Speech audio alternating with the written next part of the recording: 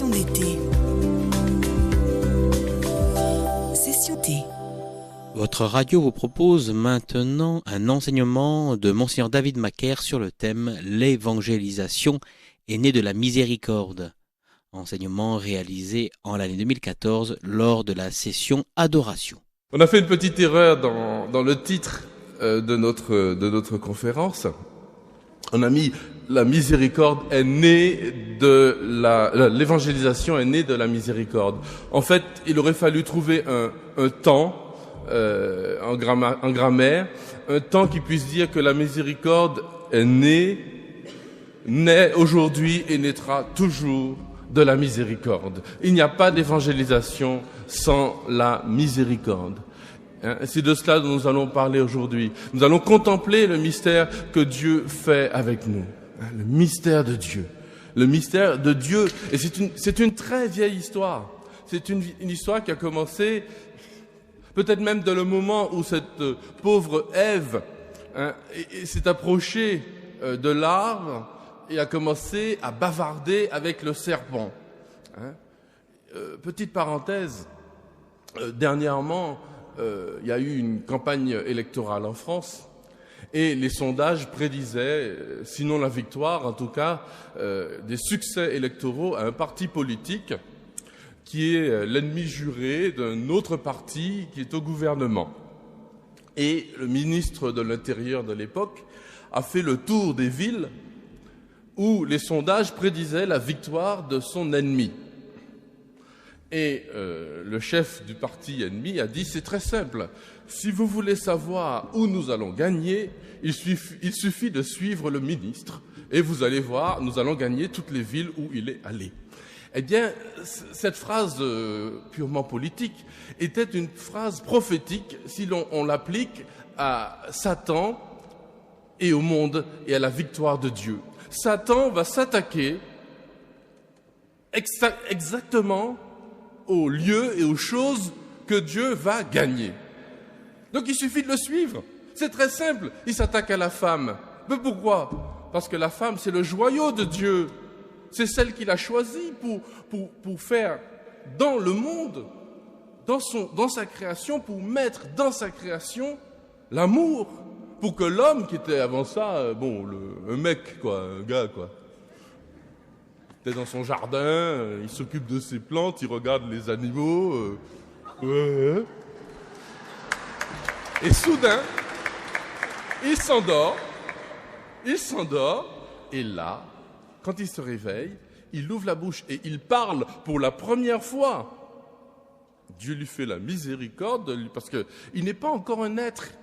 Déjà, Dieu lui a fait la miséricorde de passer du néant à l'être, et soudain, il va passer de quelque chose qui n'est pas encore fini, un mal fini, à un être humain. Il ouvre la bouche et sa première parole est une parole d'amour. La première parole de l'homme, celle-ci est la chair de ma chair, l'os de mes os, elle s'appellera ma femme. C'est elle. Et donc l'amour, Dieu le crée dans le monde, un amour à son image et à sa ressemblance à travers la femme. Et donc le démon, qu'est-ce qu'il fait ? Il attaque la femme. Il l'attaque hier, il l'attaque aujourd'hui, et mesdames, il l'attaquera demain aussi. Et donc si on suit le démon, eh bien on va trouver tous les lieux de la victoire du Seigneur. Et on va passer, entre autres, par la femme, la famille, l'Église catholique en particulier. On ne s'est jamais posé la question, tous les grands discoureurs, tous les grands sociologues, pourquoi les mouvements satanistes, et surtout tous les grands théologiens finalement, pourquoi les mouvements satanistes, ils s'attaquent d'abord au symbole et à l'Église catholique. Les messes noires avec des hosties consacrées, vous connaissez peut-être cette histoire d'un sacristain, un sacristain, quoi. J'aime beaucoup les sacristains. Il n'y en a pas. Voilà. Enfin, celui-là avait ce que j'appelle le complexe du sacristain. Le complexe du sacristain, c'est l'anti-adoration. Lui, il a l'habitude de bosser, de travailler dans l'église. C'est son lieu de travail. Alors, s'il travaillait au PTT, je comprends, il arrive, je parle des PTT, enfin des postes, parce que mon père travaillait à la poste et j'ai habité à la poste quasiment toute ma vie. Alors quand j'entrais à la poste, j'étais chez moi, voilà, il n'y avait rien d'exceptionnel. Et le sacristain, il fait la même chose avec le lieu saint. Il passe, il est dans l'église. Alors le complexe du sacristain, ça guette tous ceux qui sont, voilà, qui sont des habitués du Seigneur, en tout cas des lieux saints. Et à la fin, on finit par s'habituer à ce qui est sacré, à ce qui est beau, à ce qui est splendide. Et alors ce sacristain, un jour, des gens lui ont demandé, lui proposer, contre de l'argent, de leur donner une hostie consacrée. Des satanistes, bien sûr, qui voulaient faire une messe noire. Et bon, cet homme avait peu de scrupules, mais il s'est dit quand même, on ne va pas abuser quand même, il craignait un peu pour son âme. Donc il s'est dit, je vais leur donner une hostie non consacrée. S'ils voient la différence, ils sont forts. Donc ce sacristain est allé prendre une hostie non consacrée et contre de l'argent, il a donné un morceau de pain. Le lendemain, ils sont revenus pour le frapper. Il s'est fait tabasser, ce sacristain. Parce que les satanistes, et Satan lui-même, a bien su reconnaître une hostie consacrée d'une hostie non consacrée. Et on a entendu le témoignage de notre frère avant-hier, qui savait en touchant un objet si cet objet était saint ou pas, ou là où il était passé. Et grand bien lui en a pris de toucher cette médaille. Eh bien, ce sacristain, sa vie a été transformée quand même, parce qu'il s'est rendu compte qu'on ne peut pas s'habituer au sacré. Eh bien, nous, c'est lorsque Satan vient s'attaquer à des choses en nous, à notre âme, à notre corps, à nos femmes, à nos jeunes, à nos familles, à notre Église, qu'on se rend compte à quel point toutes ces choses sont belles et sacrées. Et Dieu vient tout de suite et il fait la première miséricorde. Et peut-être même que la première miséricorde de Dieu, c'est de n'avoir pas pris Adam et Ève sur le fait. Il aurait pu arriver et dire « Hé là, qu'est-ce que vous êtes en train de faire ?» Sinon, vous imaginez le regard qu'ils auraient eu sur eux. Un regard qui les aurait enfermés dans le péché. Dieu nous a vus, la main dans le sac, en train de manger. En train de manger, et Dieu nous a vus, la main. Il faut que je parle plus lentement. Sorry. I can make the translation myself.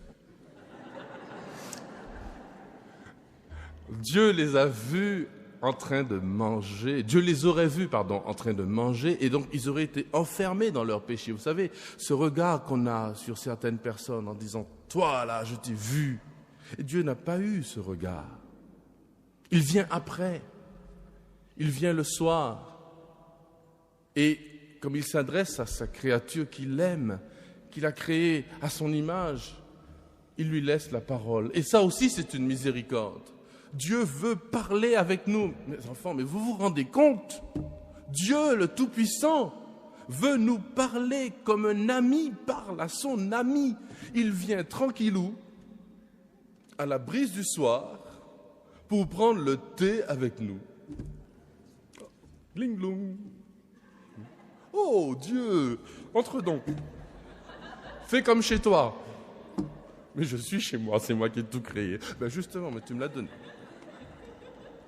Il vient, c'est son rêve le plus fort, le plus puissant, lui qui est Dieu, qui n'a pas besoin de nous, qui n'a pas besoin de notre existence, qui a besoin d'aucun d'entre nous. Et c'est ça qui est beau, justement. S'il nous avait créés par besoin, mais il nous a créés gratuitement. Et quand je dis « il nous a créés », je fais une erreur de théologie. Parce qu'il nous crée, là, pendant que nous sommes en train de parler. Toi, toi, toi, toi. Dieu est en train de te créer gratuitement, là, maintenant, right now. Hic et nunc. Voilà, comme ça tout le monde a compris. Il est en train de me créer, et ça, c'est la miséricorde de Dieu. Elle est actuelle, c'est un acte. Il est en train de le faire. Dieu fait la miséricorde. Comme dans la beauté de la sexualité, un couple fait l'amour. Non pas en se lâchant selon des instincts, mais en se donnant l'un à l'autre. Voilà la miséricorde de Dieu. Parce que tu existes, Dieu est en train de te faire miséricorde. Et du coup, tu deviens miséricorde. Tu es miséricorde. Et donc je vous dis, c'est une vieille histoire, la miséricorde. C'est une très vieille histoire. Elle nous précède. Elle précède l'existence de chacun d'entre nous. Et elle nous couvre et nous recouvre. Mais c'est splendide, ça. Voilà une expérience qu'il faut faire. Rentrez chez vous. C'est une expérience que je propose souvent.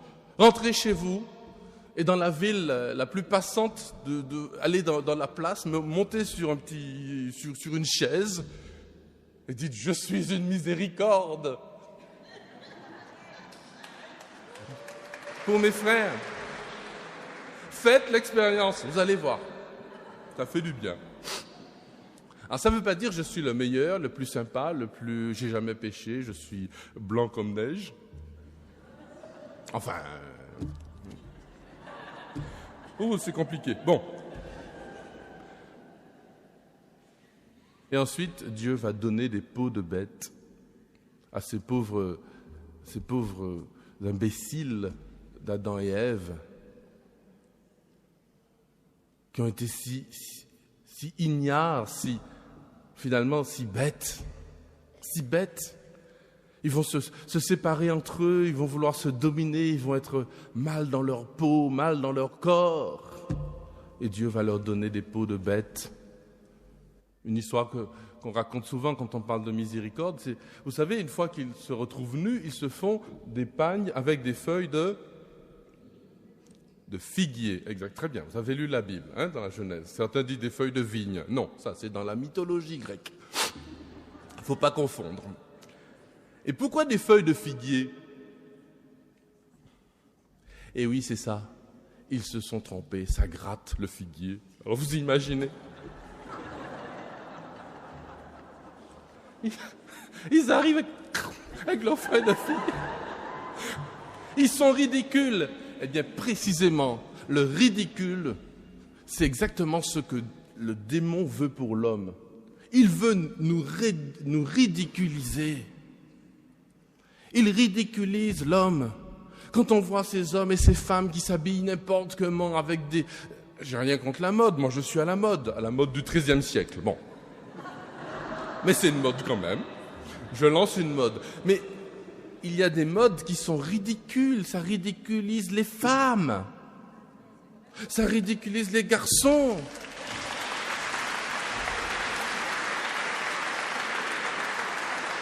Mais on voit des choses, mais c'est pas possible qu'on puisse tomber si bas. Voyez l'inverse, c'est Marie-Madeleine au pied de Jésus. Alors aujourd'hui, pour le féminisme, Marie-Madeleine, c'est ridicule. Au pied d'un homme en train de jeter du parfum et les essuyer avec ses cheveux, vraiment, et des larmes. Mais vraiment, alors ça c'est pas le modèle de la femme, ça c'est sûr, actuel. Et elle est dans la plus grande beauté qui soit. Elle est belle, Marie-Madeleine, au pied de Jésus. Elle est tellement belle.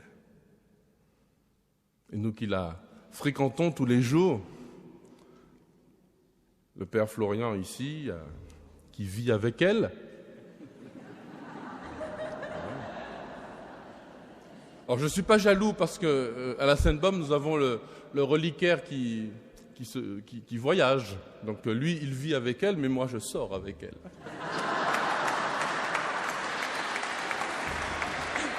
Bon.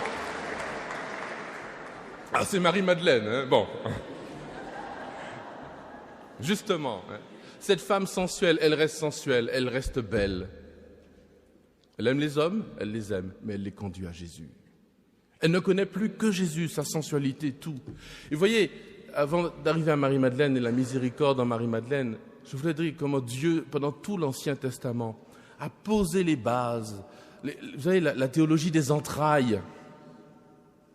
Les entrailles. Quand on dit le « Je vous salue Marie », il faut dire le fruit de tes entrailles. The fruit of thy womb. C'est ça? Le fruit de tes entrailles est béni. Parce que les entrailles, c'est le sentiment de la maman, de la mère, qui a les entrailles qui se remuent. Et Dieu a posé les bases de sa miséricorde.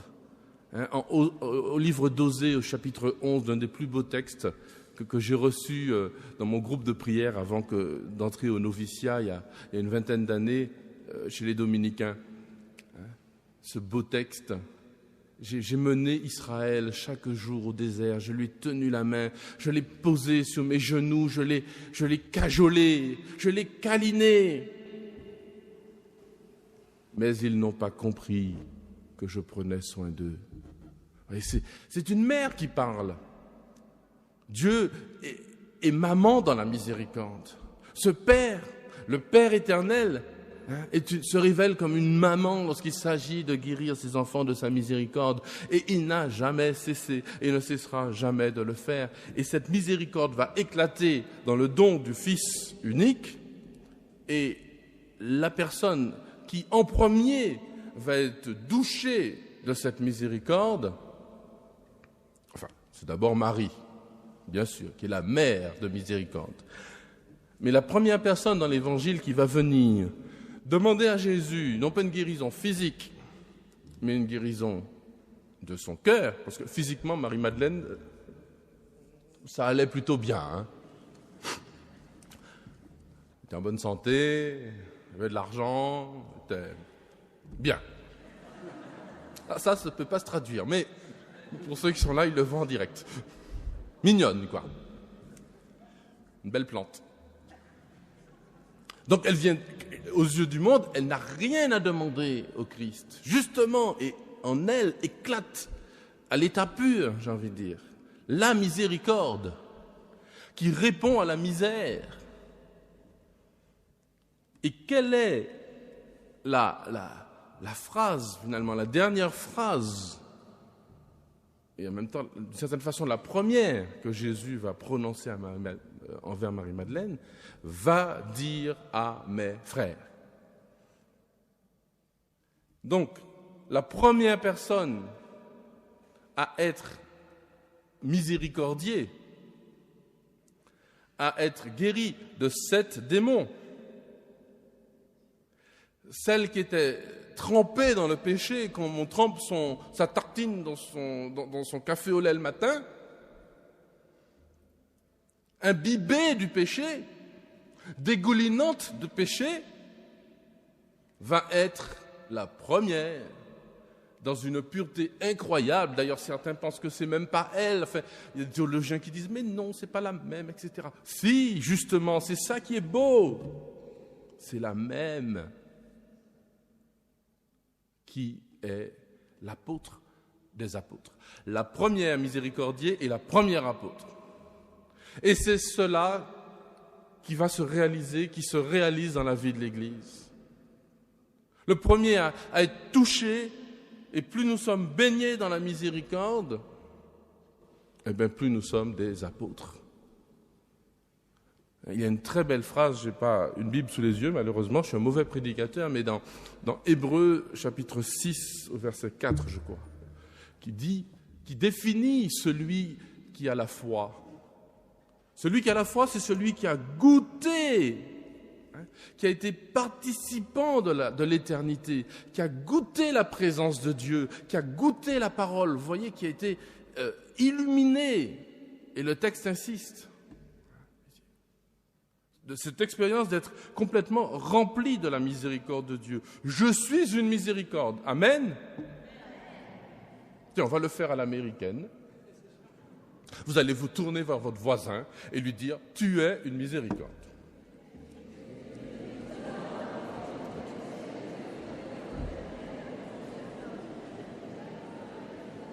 Amen. Écoutez ce que dit, et la miséricorde de Dieu va continuer. Tous les grands apôtres, tous les grands prédicateurs, tous les grands théologiens, tous les grands saints vont goûter cette miséricorde, vont en vivre. Je dis bien cet amour qui vient réparer, guérir, qui vient nous toucher. Saint Augustin dit cela, « Je me souviens, il t'a suffi jadis de toucher un homme adultère et assassin pour en faire un psalmiste, le roi David. Tes regards se sont abaissés sur une femme possédée par 7 démons,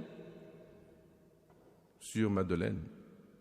Et la charité surabondante dont tu l'as remplie en a fait l'apôtre des apôtres. Le larron a été visité par toi pendant qu'il était sur la croix. Et le même jour, il est rentré le premier dans le ciel. Vous imaginez, le premier à être rentré au paradis, c'est une question que je pose aux enfants au catéchisme. Qui est entré en premier au paradis après Jésus? Celui qui est arrivé, il avait toute la place pour lui. Nous, on aura des strapontins aux heures d'affluence, on sera debout. Mais lui, il est arrivé, il a choisi, s'il voulait, le plus grand fauteuil possible. C'est la miséricorde qui fait ça, mes enfants. Allez, je ne résiste pas à vous raconter une petite blague sur... Enfin, le blague, non, c'est très vrai, sur l'arrivée de Marie-Madeleine au paradis. Elle arrive, elle ouvre la porte, elle entre, et là, il y a une cour immense de saints qui sont là. Et là, Jésus lui fait signe, viens, viens. Alors Marie-Madeleine est toute timide, elle se retourne, il n'y a que la porte derrière elle. Elle s'avance un peu, elle fait 3 mètres, et Jésus lui dit, viens, viens. Tous les saints, il y a un murmure parmi les saints, etc. Alors elle traverse la cour des grands théologiens, il y a 2 ou 3 jésuites. Elle continue, à un moment donné, elle prend une demi-heure pour traverser tous les dominicains et toutes les dominicaines.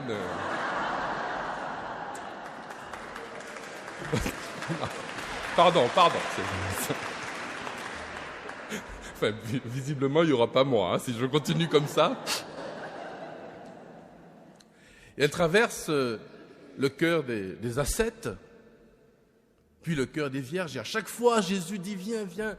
Elle s'approche et là, Jésus lui trouve une toute petite place sur un tout petit tabouret entre Marie et lui.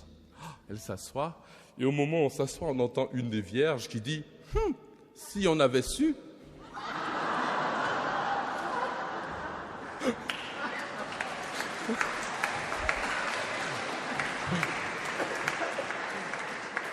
Et oui, quel mystère, mes enfants. C'est le mystère C'est le mystère des ouvriers de la 11e heure.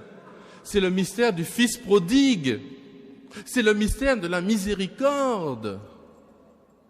C'est le mystère de tout l'Évangile qui fait que celui qui a été trempé dans le péché jusqu'aux os se retrouve brillant comme le soleil. Parce qu'il a été guéri, purifié, miséricordier, trempé, illuminé de la miséricorde du Seigneur.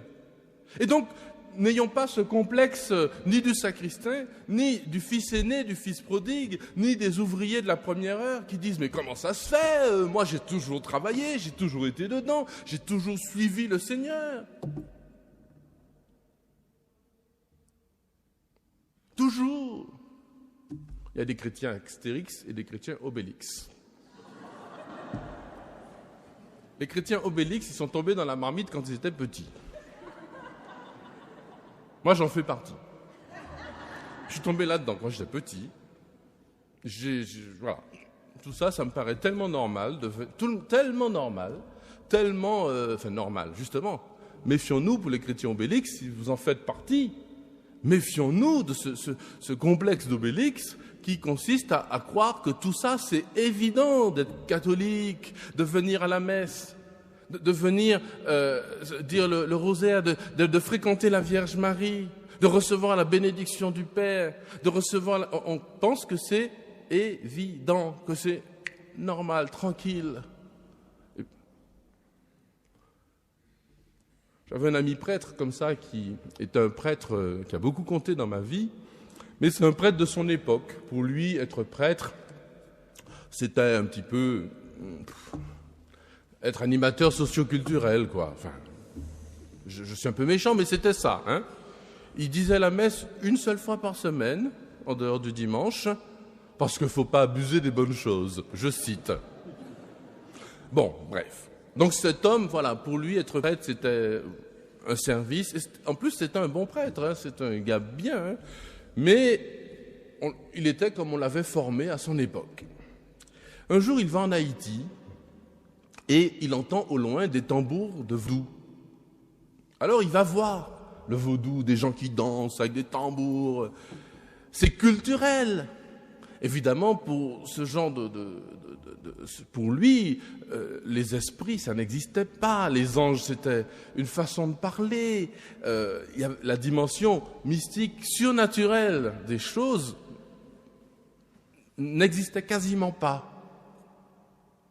Bon, il avait la foi quand même, c'est déjà ça, en Dieu. Et il arrive, enfin, vous voyez, les démons, les trucs comme ça, ça n'existe pas, c'est une façon de parler, c'est pour les gens simples. Donc lui, il va voir du vaudou, comme on va au spectacle. Et il y avait d'autres touristes. Donc il était là, alors les cérémonies commencent, et puis soudain, le prêtre vaudou interrompt tout, et dit, écoutez, là, je ne peux pas continuer, il y a quelqu'un ici qui m'empêche, dont la présence m'empêche de continuer. Et cet homme, il avait une réunion, il est là, il y avait d'autres touristes. Je regarde sa montre, il dit, j'y vais, si ça continue pas, je m'en vais. Il sort, et le soir, il retrouve des amis qui étaient avec lui et qui étaient restés dans le temple vaudou pour voir la cérémonie. Et ses amis étaient bouleversés. Ils lui ont dit, mais dès que tu es parti, tu as franchi la porte du temple. Tout de suite, le prêtre a dit, maintenant on peut recommencer la cérémonie. Et vous voyez là, il était bouleversé ce prêtre, parce qu'il s'est rendu compte de la puissance de son sacerdoce. Et nous aussi, frères, rendons-nous compte de la puissance de ce que le Seigneur nous donne en le connaissant, en le fréquentant. Vous vous rendez compte de ce que nous avons, de la grâce qui est sur nous. Et cette miséricorde, elle va donc se prolonger. Je ne peux pas ne pas citer Saint Dominique. Saint Dominique, l'un des plus grands apôtres, avec d'autres au Moyen Âge, et qui passe ses nuits en pleurant, en criant. Nul n'était plus joyeux que lui pendant la journée. Et pendant la nuit, il priait toute la nuit. D'ailleurs, à sa mort, on a découvert qu'il n'avait même pas de cellules et de chambres. Mais où est-ce qu'il dort? Mais non, dans l'église. Il passait sa nuit dans l'église. Et on retrouvait les traces de Saint Dominique aux larmes qu'il y avait sur le sol. Parce qu'il pleurait et il hurlait. Il réveillait les frères dans le dortoir. Regardez, l'église est ici, le dortoir, il devait être... Enfin, il n'est pas venu à Saint-Maximin, il était déjà mort quand on a commencé à construire la basilique. Mais il réveillait les frères en hurlant. « Mon Dieu, ma miséricorde, que vont devenir les pécheurs ?» Et lui aussi, c'était un chrétien obélix. Mais le chrétien obélix, il est touché par la miséricorde, comme Thérèse de Lisieux, touché par les pécheurs, par la misère des pécheurs. On le vit dans nos tripes. Le chrétien Astérix, lui, on en a vu avec les témoignages qu'on a reçus cette semaine, on en a bien besoin dans l'Église, de ces hommes et de ces femmes qui sont ces nouvelles Madeleines, ces nouvelles Marie-Madeleine, qui viennent nous dire, mais vous vous rendez compte du trésor que vous avez? Mais un coup de pied au derrière, les catholiques, là. Miséricorde, évangélisation. Il y aurait non-assistance à personne en danger, à civilisation en danger, à monde en danger, de ne pas témoigner de la miséricorde et ne pas aller sur la place de votre ville et de dire « Je suis une... I am... comment on dit ça? Divine mercy? Divine mercy, yes. I do, yes. » L'apôtre, le grand apôtre de la miséricorde pour notre époque, c'est Jean-Paul II, bien sûr, Saint Jean-Paul II. J'écoutais un témoignage de Daniel Ange sur YouTube dernièrement. Le père Daniel Ange, pour ceux qui ne le connaissent pas, enfin les francophones le connaissent, je ne sais pas si nos frères anglophones le connaissent, ça a été un apôtre merveilleux, un prêtre qui a rayonné et qui continue d'ailleurs de rayonner.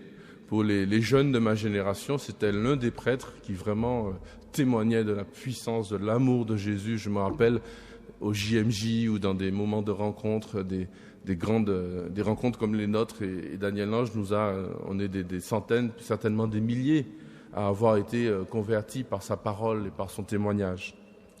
Et dans ce témoignage, il disait qu'il avait vu comment Jean-Paul II pleurait dans la partie de sa vie où il a pleuré quand il célébrait la messe à la fin, et à chaque phrase, il soufflait, et qu'il a versé son sang. Et il a rapproché ces trois choses de ce que dit l'apôtre. Ils sont trois à témoigner, l'eau, le sang et le souffle. Il disait comment Jean-Paul II a vécu ça dans sa chair. Le sang qu'il a versé lors de l'attentat et les multiples opérations qui ont suivi, les larmes de souffrance dans ces derniers moments, et puis les moments à la fin de sa vie où il ne pouvait plus assumer ce ministère comme il le voulait, et pourtant il l'a assumé avec ses larmes, avec sa souffrance d'une façon prophétique, et le souffle dans sa parole d'un homme qui avait tellement de vigueur, qui fatiguait 10 secrétaires, tout le monde démissionnait, ils n'en pouvaient plus, et puis à la fin il soufflait et il souffrait. L'eau, le sang et le souffle témoignent. Et Jean-Paul II a témoigné de cette miséricorde en lui-même. Jean-Paul II était un apôtre de la miséricorde, mais il était lui-même une miséricorde pour le monde. Je me rappelle, j'avais une rencontre avec des malades pendant une mission. Il y avait tous ces gens malades, et on devait parler. Et il disait comment la maladie les excluait de la société, de la communauté, soit parce qu'ils ne pouvaient plus se rendre à telle ou telle réunion, soit parce que les gens ne venaient plus les voir. Et soudain, Jean-Paul II était encore vivant, Saint Jean-Paul II était là, et on a médité sur le fait que dans toutes les catégories de personnes qui existaient, le pape était un malade, et que l'Église catholique gardait un pape malade comme un signe prophétique pour montrer que la miséricorde de Dieu s'étend d'âge en âge et que le monde, malheur à ceux qui ne pouvaient pas le comprendre, mais quel bonheur pour ceux qui pouvaient le comprendre. Et je regardais ces personnes malades et soudain, on a fini la réunion de prière avec une joie. La prophétie de cet homme miséricordieux était pour eux une source d'une onction puissante de l'Esprit Saint dans leur vie. Leurs maladies, leurs handicaps étaient signes de la miséricorde de Dieu. Alors aujourd'hui, mes frères, après la miséricorde hier, la miséricorde aujourd'hui. Alors, aucun de nous ne serait là sans la miséricorde. Ce qu'il faut contempler, c'est que la miséricorde est une expérience. Ce n'est pas un discours, ce n'est pas une idée, la miséricorde. C'est une expérience. Être touché par quelqu'un. Marie-Madeleine, elle veut toucher Jésus. Et elle l'a touché. Et à la fin, Jésus lui dit, ne me touche pas.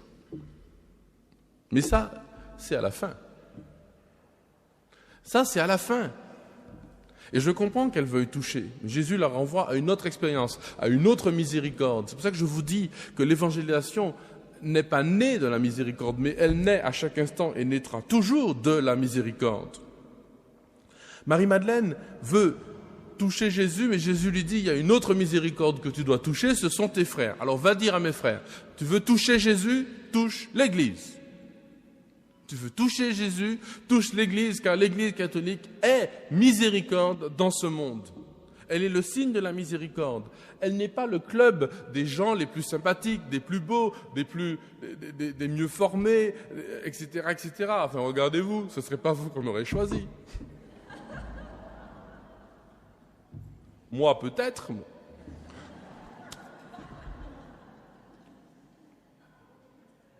C'est pas le club des gens les plus qui arrivent à l'église en disant, en se contemplant de leur sainteté, en disant, oh là là, quand j'arrive sur ma petite place et que je suis une miséricorde, je ne suis pas en train de dire, je suis un type extraordinaire. Je suis en train de dire, je suis un pauvre type, un médiocre que le Seigneur a choisi. Je n'ai pas fini la citation de saint Augustin, mais tout est de cet acabit. Il dit, qu'est-ce qu'il dit ? N'est-ce point à votre appel que le publicain est devenu un évangéliste ? Vous avez terrassé le persécuteur, et quand il s'est relevé, il est devenu un docteur. Et il finit en disant à Dieu, Dieu, il vous est impossible de ne pas faire miséricorde car la miséricorde vous est consubstantielle. Dieu est miséricorde. Voyez. Dieu est miséricorde. La miséricorde, c'est le nom de l'amour de Dieu lorsqu'il s'adresse à nous, lorsqu'il se penche vers nous. C'est l'expérience, je dis bien une expérience, c'est de l'ordre du toucher, c'est pas de l'ordre du discours. La miséricorde, elle ne s'explique pas. Elle ne s'explique pas avec des tableaux. Et c'est là une grande différence entre notre Église et certaines conceptions du christianisme. Le christianisme, ça n'existe pas. Plutôt, c'est une sorte de liste d'idées, de dogmes, etc. Mais nous, notre religion, moi, je n'ai pas donné ma vie pour des idées. J'ai donné ma vie pour quelqu'un. Voyez ? Notre religion, ce n'est pas le christianisme, c'est le Christ. Et quand vous avez rencontré cette personne, c'est le Christ qui vient à toi, qui te prend. C'est Sœur Faustine avec le roi de gloire miséricordieux qui s'avance vers nous pour nous bénir. Il est beau gosse. On a envie de se jeter dans ses bras. Mesdames, vous n'avez pas envie? Eh bien, faites-le! C'est ça, la miséricorde. Et la miséricorde aujourd'hui, plus que jamais, parce que la misère est une expérience. Nous ne sommes pas, les chrétiens ne sommes pas en train de discourir.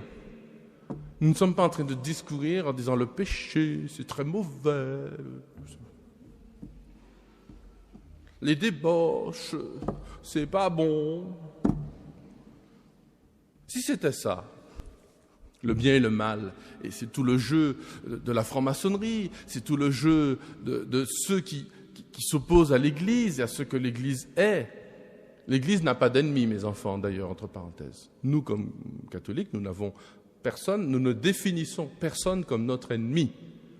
Certains pensent que nous sommes leurs ennemis, mais nous n'avons pas d'ennemis. Nous sommes les disciples du roi de miséricorde. Nous aimons tout le monde comme des frères. Tout homme est un frère qui arrive vers moi. C'est une expérience que j'ai faite aussi avec un jeune sataniste. Je raconte souvent cette histoire, mais elle m'a bouleversé. Un garçon que je croise dans un lycée où je suis aumônier, où j'étais aumônier, pardon. Et ce garçon, mais j'ai eu peur de lui. Attends, je suis...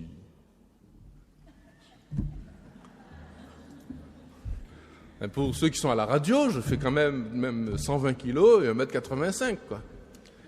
Il est un petit peu plus petit que moi, tout frêle, tout maigre, les cheveux sales, des trombones dans les oreilles, les t-shirts marqués, le jean marqué 666 avec sur le t-shirt une croix renversée mangée par un serpent, l'air méchant. Et moi, j'ai eu peur. Donc, je le rencontre un jour, oula. J'arrive même pas à lui parler. Enfin, il était avec tout un groupe. Enfin, vraiment Alors, je m'endors un peu honteux. Dit David, tu es censé être un apôtre du Seigneur Jésus. J'avais quand même réussi à dire mon chapelet assis juste à côté de lui. On était dans un bus. Donc, j'avais dit mon chapelet. J'étais assis pas loin. Je disais mon chapelet. Bon. Et le lendemain, j'ouvre la porte d'une classe et je tombe sur ce garçon avec autour de lui 6 ou 7 camarades habillés à peu près pareil. Mais lui, c'était le pire. Et je leur dis, mes enfants, vous devez choisir entre la vie et la mort. Je ne sais pas si ça allait marcher, mon truc, mais enfin bon. Vous êtes au lycée, la façon de vous habiller, les vêtements que vous portez, les sites internet que vous consultez, les musiques que vous écoutez, les films que vous regardez, il n'y a pas au milieu, c'est soit la vie, soit la mort. Vous choisissez, je ne peux pas choisir pour vous. Ok? Et vous voyez, là, je découvre à ce jour-là, parce que là, c'est l'Esprit Saint. Je n'avais pas calculé mon discours, je ne savais pas. J'ouvre la porte, je devais leur parler un quart d'heure sur autre chose en leur disant, voilà, cette année, à l'aumônerie, nous allons organiser une chorale de gospel, etc. Non, là, j'arrive, bam, boum. Vous choisissez entre la vie, la malédiction ou la bénédiction, le malheur ou le bonheur. Vous choisissez. Mais je vous préviens tout de suite, il n'y aura pas de demi-mesure dans le bien et dans le mal. je m'en vais, avec un petit coup d'adrénaline. Mais les garçons, on est toujours un peu... voilà, on a besoin de montrer les muscles. Un muscle et 2 cerveaux. Voilà. Et alors, je dis, bon, c'est bon, je suis grillé pour cette classe-là. Ils vont dire, celui-là, c'est un curé. Et arrive mon bonhomme à la récréation en me disant, je veux parler avec toi. Tu vas me sauver la vie. La veille, j'avais peur, j'avais un loup. Le lendemain matin, j'avais un agneau. C'était un agneau déguisé en loup, en fait. C'était un agneau. Il n'attendait que ça, qu'on lui dise la vérité. Et la vérité est une miséricorde. On pense que ça va faire mal, mais c'est une miséricorde. La miséricorde de Dieu, c'est pas toujours le câlinou. Mais non, c'est pas grave. Tu vis dans le milieu gay, tu vas dans des orgies, tu satanistes. Mais non, tout le monde il est beau, tout le monde est gentil. C'est pas grave. Comme on chantait chez moi quand j'étais petit, ceux de ma génération connaissent. Hein, voici venu le temps des rires et des chants dans l'île aux enfants. Hein, et on a eu certains discours, on pense que la miséricorde c'est un discours très doux, très gentil, mais non, c'est un discours de vérité. La vérité, parfois, elle brûle. Elle fait mal, mais c'est une charité. Le bienheureux Hyacinthe Marie Cormier, un dominicain qui est venu ici, qui a été béatifié en 94, donc il y a 20 ans, qui disait la charité de la vérité. Dire la vérité, c'est un acte de charité, d'amour, de miséricorde. Oui, il faut nourrir les pauvres qui meurent de faim. Oui, il faut loger des hommes et des femmes qui sont à la rue. Oui, il faut accueillir l'étranger. Mais je vous en supplie, nourrissons aussi ces âmes qui sont en train de se perdre. L'évangélisation est une miséricorde. Vous voyez, être catholique, c'est pas être quelque chose et puis chacun sa tasse de thé, chacun son truc. Non. Chaque homme dans ce monde est fait pour être catholique. Parce que l'Église n'est pas un parti politique ou une religion parmi d'autres. Nous n'avons pas découvert la religion en trouvant un bouquin qui s'appelle la Bible dans un fagot, je sais pas où, dans une boîte. Oh, c'est pas mal ce truc. Nous avons découvert la religion chrétienne en rencontrant Jésus-Christ qui est venu à nous. En disant, toi, mon enfant, je t'aime. Et alors cet enfant, que je discute avec lui et il me dit, mais moi, j'ai l'impression que tous les gens que je rencontre me détestent.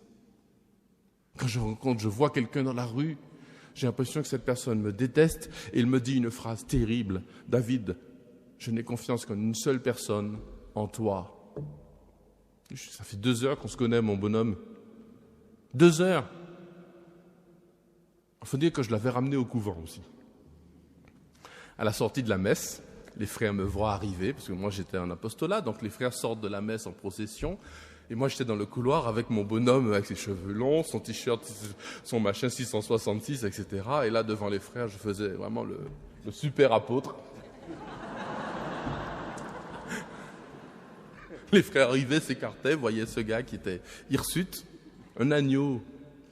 Et là je lui dis, mais tu sais Pierre, moi c'est l'inverse. Moi depuis que je suis petit... Au contraire, quand je rencontre quelqu'un dans la rue, parce que j'ai fait l'expérience de l'amour de Dieu, alors je ne lui ai pas dit ça comme ça, je lui ai dit, quand je rencontre quelqu'un, pour moi, cette personne, a priori, c'est un ami, c'est quelqu'un que j'aime et qui m'aime. Et quand j'ai levé les yeux, j'ai vu Pierre qui était en train de pleurer, de chialer, de pleurnicher. Mon grand bonhomme n'attendait que ça, qu'on lui parle de l'amour, mes enfants. L'évangélisation est la miséricorde et la miséricorde est l'évangélisation. Vous mettrez ça sur ma tombe. Promis ? Je pense mourir martyr, hein, bientôt. Voilà, j'espère, je pense. Et donc vous mettrez, il disait, la miséricorde est évangélisation et l'évangélisation est la miséricorde. Il n'y a pas d'autre chemin. C'est une expérience de Dieu. Vous voyez ?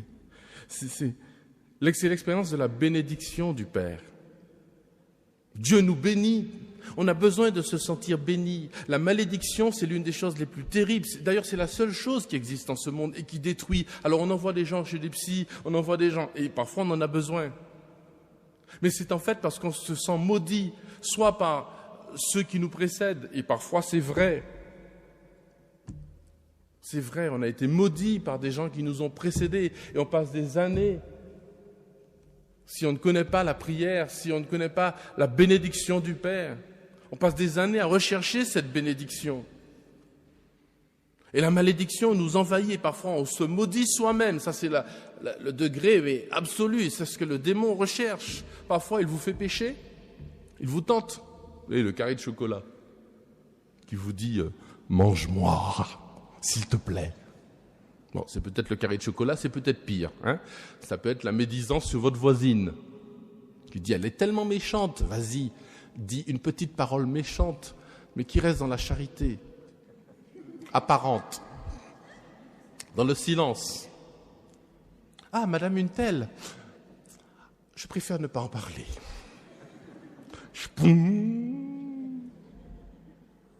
Oups. Dangereux cette arme. Voyez. Mais ce que le démon cherche, c'est d'abord de vous faire pécher, mais ensuite de vous faire désespérer. Oh, je suis encore retombé dans cela. Et je commence à me maudire moi-même, à m'accuser moi-même, à me condamner moi-même. Mais l'Écriture dit, il n'y a plus de condamnation, Romains 8. Il n'y a plus de condamnation. Ces personnes qui sont prisonnières de la pornographie sur Internet, qui rechutent et qui désespèrent au fur et à mesure, qui descendent les marches de la désespérance. Ces alcooliques, ces drogués, ces couples qui s'enfoncent au fur et à mesure dans cette misère qui, encore une fois, n'est pas une théorie, c'est une expérience. Et le démon cherche à quoi? Il cherche à te maudire, à ce que tu te maudisses toi-même. Là, il a réussi son coup. C'est bon. Lorsque je commence à me dire je suis nul, lorsque je commence à mettre au centre de ma vie ma misère et que je ne vois plus qu'elle, je suis sûr d'y retomber à chaque fois. Et le démon, il me la remet au centre, parfois avec de bons sentiments, en disant tu es chrétien, tu ne devrais pas, regarde, tu es un pauvre type, tu as encore dit du mal de ta voisine, tu as encore retourné sur Internet, tu as encore mangé le carré de chocolat. Moi, j'ai choisi carré de chocolat, moi. Eh bien, je ne désespère pas. Un jour, j'y arriverai, mais avant d'y arriver, il y a une chose dont je suis certain. C'est que Dieu m'aime, les enfants. Le Seigneur me bénit. Il me bénit même au cœur de mon... Je me tourne vers lui. Je ne m'en tire pas à bon compte, parce que Jésus est mort pour ça, hein, quand même. Il n'a pas fait semblant de mourir sur la croix. Il est mort pour ça. Vous savez, lorsque la femme adultère, qu'il rencontre Jésus, la femme adultère, cette femme, elle a trahi quelque chose de sacré. Je vous dis franchement, moi je serais parmi ceux qui auraient pris une pierre pour lui lancer dessus. Parce qu'elle mérite la mort. Elle mérite vraiment la mort. Le mariage, c'est sacré. Quand on détruit le mariage, on détruit la famille. Quand on détruit la famille, on détruit la société. On détruit l'enfant. On détruit l'œuvre de Dieu. On détruit tout. C'est criminel de s'attaquer au mariage. C'est criminel. On mérite la mort. Et cette femme mérite vraiment la mort. Parce qu'aujourd'hui, qu'est-ce qu'on aurait fait? On aurait fait une chanson sur les cornes de son mari. Elle est adultère, mais aujourd'hui, ce serait une femme prophétesse. C'est normal, me disait un psychologue à une femme qui avait des problèmes de fidélité. Oh, aujourd'hui, il n'y a rien de mieux pour qu'un couple tienne que l'infidélité. C'est mieux, ça?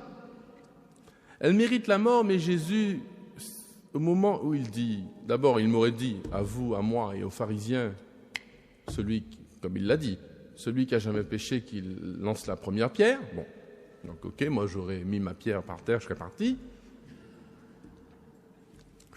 Discrètement. Mais au moment où il dit à cette femme, et prenez ça pour chacun d'entre nous, et pour chaque pécheur de la terre, et j'ai cru entendre Sister Bridge le dire hier, au moment où il dit à cette femme, Personne ne te condamne pas. Moi non plus, je ne te condamne pas. Il prend sur lui la condamnation du péché. Il sait qu'il va mourir pour elle. Il prend la condamnation. Au moment où il dit « je ne te condamne pas », c'est que je prends sur toi ta condamnation. La miséricorde de Dieu, c'est ça. C'est l'expérience grand 1 de la bénédiction du Père qui guérit mes malédictions. C'est l'expérience aussi de l'Eucharistie. C'est pour ça que ceux qui aiment la miséricorde aiment l'adoration, parce que quand je contemple Jésus dans l'ostensoir, je contemple celui qui a donné son corps, qui a versé son sang pour moi. Je suis personnellement concerné, et puis je contemple celui qui a versé son sang, donné son corps pour le monde entier, là, en direct, pas en différé, en direct. Il est en train de me faire miséricorde, il est en train de se donner sur moi sur l'autel. Voyez le lien direct entre ma miséricorde, le fait que je suis miséricordier, et le fait d'adorer le Seigneur et de le contempler dans le Saint-Sacrement. Vous voyez que ce n'est pas une idée. Une idée, ce serait pleine parole, comme ce que je suis en train de faire, mais c'est pour témoigner d'une expérience. Quand je suis devant le Saint-Sacrement, je rencontre Jésus. Moi, je me rappelle dans une communauté au Canada dont vous avez peut-être entendu parler, qui s'appelle Marie Jeunesse. Et quand j'arrive dans cette communauté, c'était quelques semaines avant d'entrer dans les ordres, ça fait 20 ans jour pour jour. Et j'arrive dans cette communauté, merci Seigneur, et je vois des garçons et des filles, mais rayonnants. Alors je me dis quand même, les fondateurs, ils sont forts. Ils sont, on aurait dit les jeunes d'Abba. Tellement ils étaient beaux. Et alors, je me dis, les fondateurs, quand même, ils sont forts. Ils sont allés chercher dans le Canada, où l'Église du Canada a connu une crise incroyable. Ils sont allés chercher les jeunes catholiques les plus sympas. Et en fait, mais pas du tout. La méthode, c'est quoi? Le chapelet, l'adoration de Saint-Sacrement. Jeudi soir, toute la nuit. Et je voyais un jeune en particulier qui était rayonnant, qui entraînait les autres à la joie, etc. Et en fait, ce jeune était arrivé dans un état lamentable. On m'a montré les photos.